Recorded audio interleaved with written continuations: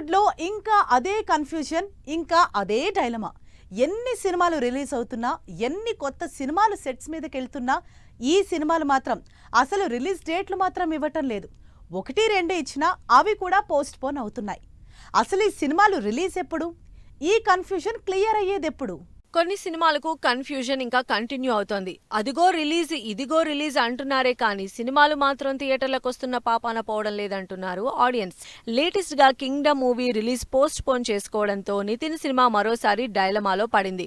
Kingdom దెబ్బకి ఎటూ తేల్చుకోలేని పరిస్థితిలో ఉంది. విజయ్ దేవరకొండ కింగ్డమ్ మే 30 నుంచి జూలై 4కు జంప్ అయింది. దాంతో జూలై 4న రిలీజ్ అనౌన్స్ చేసిన నితిన్ తమ్ముడు మరోసారి పోస్ట్ పోన్ అవ్వక తప్పేలా లేదు.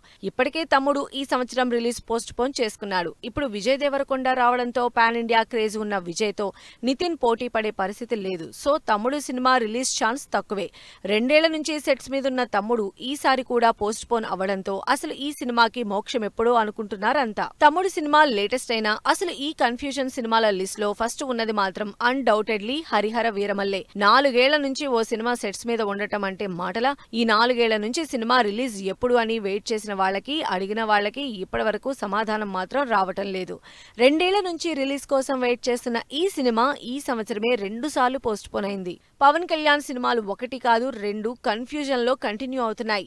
హరిహర వీరమల్లు 2 ఏళ్ల నుంచి రిలీజ్ కోసం వెయిట్ చేస్తుంటే ఓజీ మూవీ కూడా లాస్ట్ ఇయర్ నుంచి రిలీజ్ డేట్ ఎప్పుడిద్దామా అన్న ఆలోచనలోనే ఉంది.